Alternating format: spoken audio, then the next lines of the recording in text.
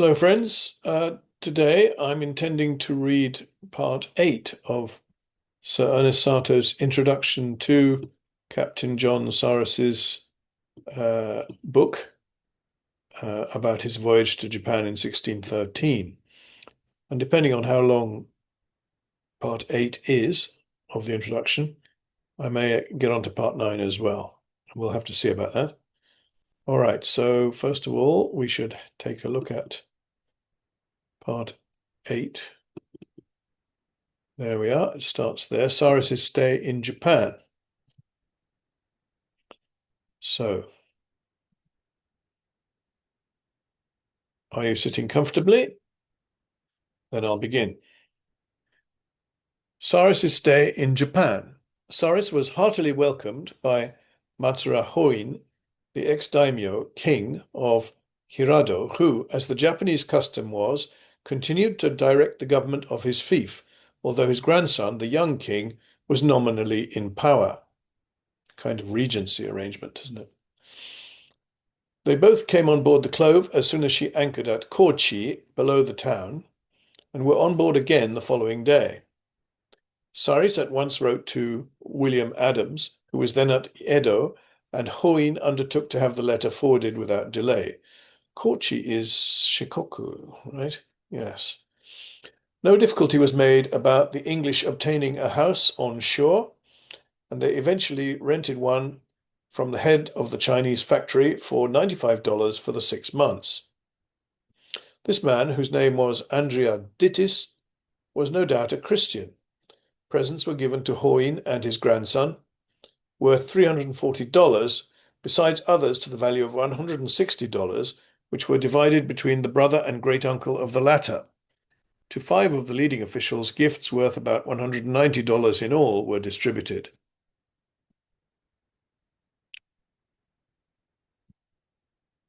At last, on July 29th, Adams arrived, having been 17 days on his way from Sumpu, where the ex-shogun Ieyasu was then residing.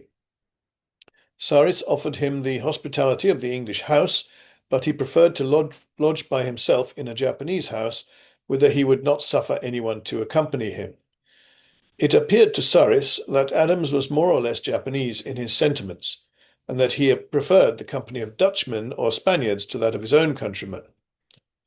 After considerable delay, arrangements were made for Saris's visit to court, and presents were chosen for Ieyasu, the shogun Hidetada, and the more important state officers, amounting in all to about $720. The king lent a galley rowed by 40 men, and the mission got away from Hirado on August the 7th. Saris took with him 10 Englishmen and his Japanese linguist, besides Adams and his 2 Japanese followers, and the king provided an escort of an officer and 3 men. Besides these, there was a pike-bearer, according to the custom of the country. The voyage along the coast of Kyushu and through the inland sea to Osaka occupied 20 days.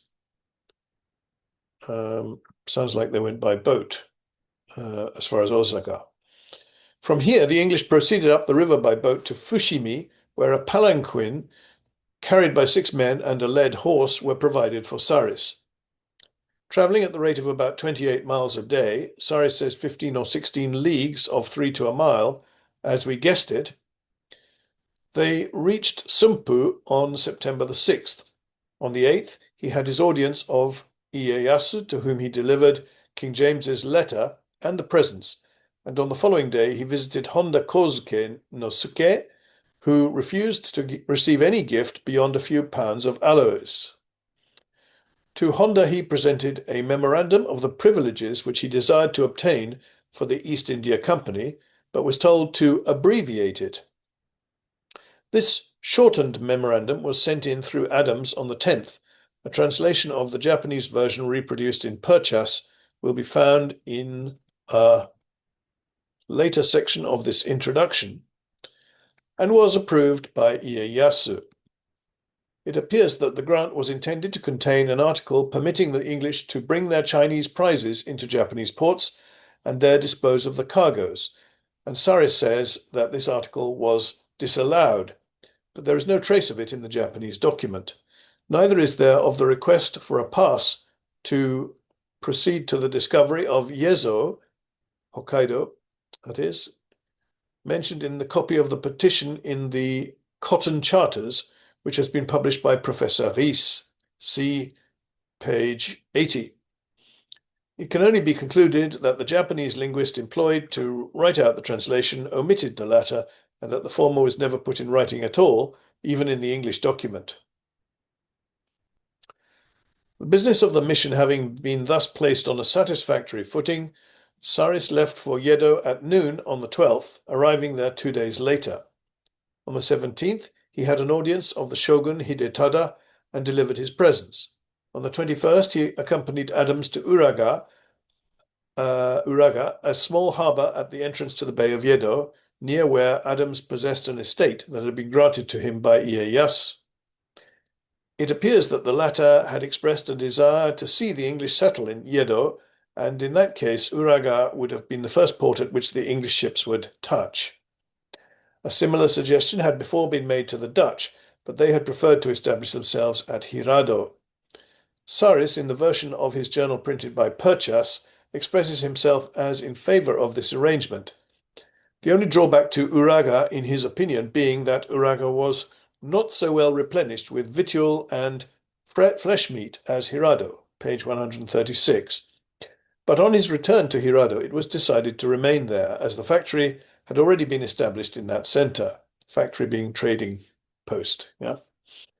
Probably it would have been wiser to fall in with the proposal of Ieyasu, and doubtless Adams would have served the East India Company more zealously if he had been able to live close to his Japanese wife and children, instead of having to reside at the other end of Japan, to the west of Kyushu. Yeah.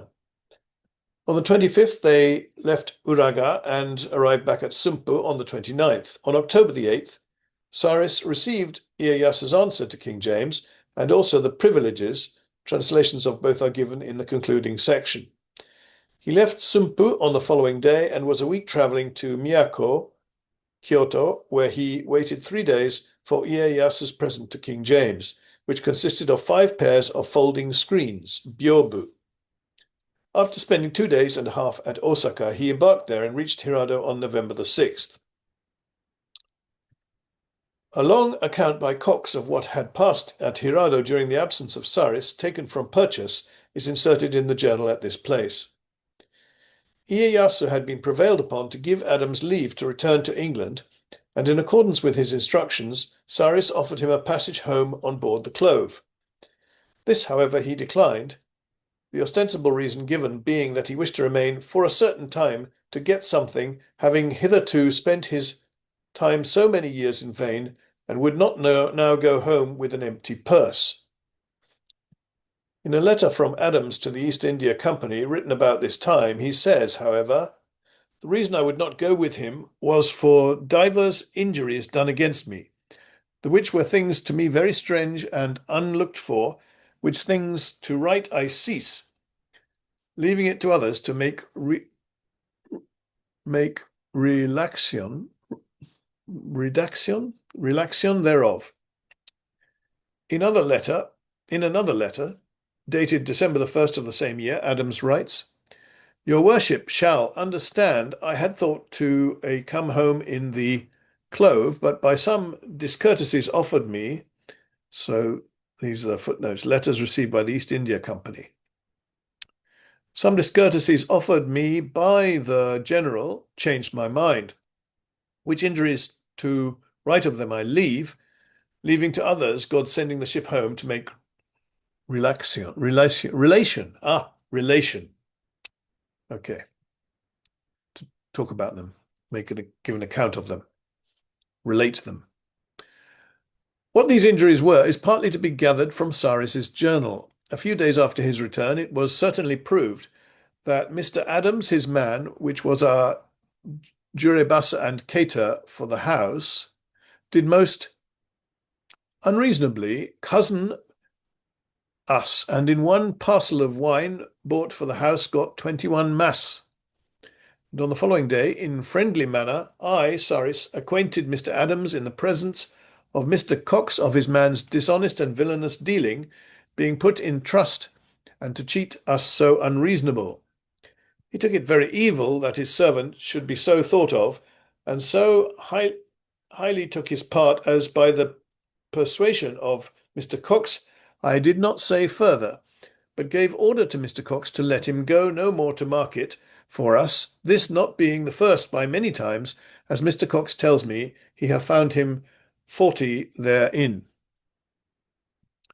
In addition to this, Saris tells us that in settling with Adams for money advanced during the journey to and from court, and for goods bought at Uraga, Cox insisted on reckoning in Japanese money instead of paying Adams in dollars, with an allowance of 5% for exchange. Whether there were any other unpleasantnesses between Adams and Saris, there is nothing to show. Saris did not like Adams, as is evident from various passages in the journal. While in the memorandum of instructions left with Cox, he says Adams was more affected to the Flemings and Spaniards than to his own countrymen, and pretty plainly implies that he could not be trusted to have the disbursing of the company's money. Still, it would seem that the injuries alluded to by Adams must have been committed after the departure of the mission from Sumpu. 2 footnotes, Rundle's Memorials and Letters Received. Seeing that Adams had a wife and children in Japan, and that he had already lived in the country for some 13 years, it may not unreasonably be supposed that he did not greatly care to return to England.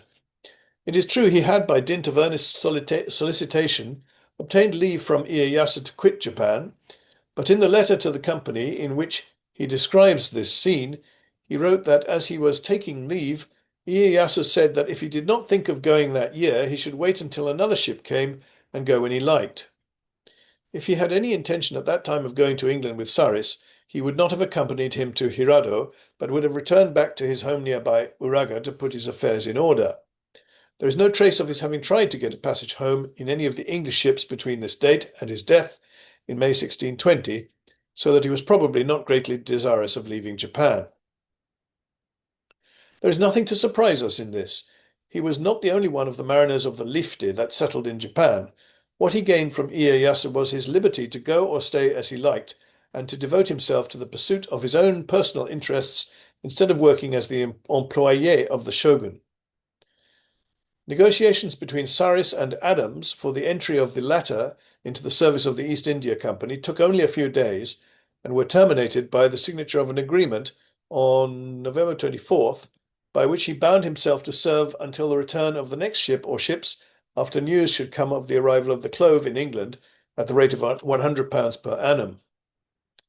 On November 26th, Saris assembled a council at which it was resolved to establish a factory at Hirado instead of in the east of Japan, and that the staff should consist of 8 Englishmen, 3 Japanese interpreters, and 2 servants.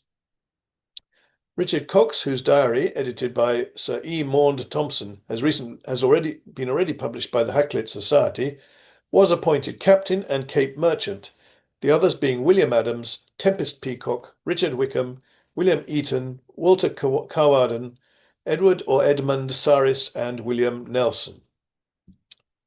Okay, I think I'm going to stop there, and okay, that's enough for the time being. Just section 8 of the introduction. I think there are 3 more sections to go. I think the last one is section 11. All right, so thank you very much, and I'll see you in the next one. Bye now.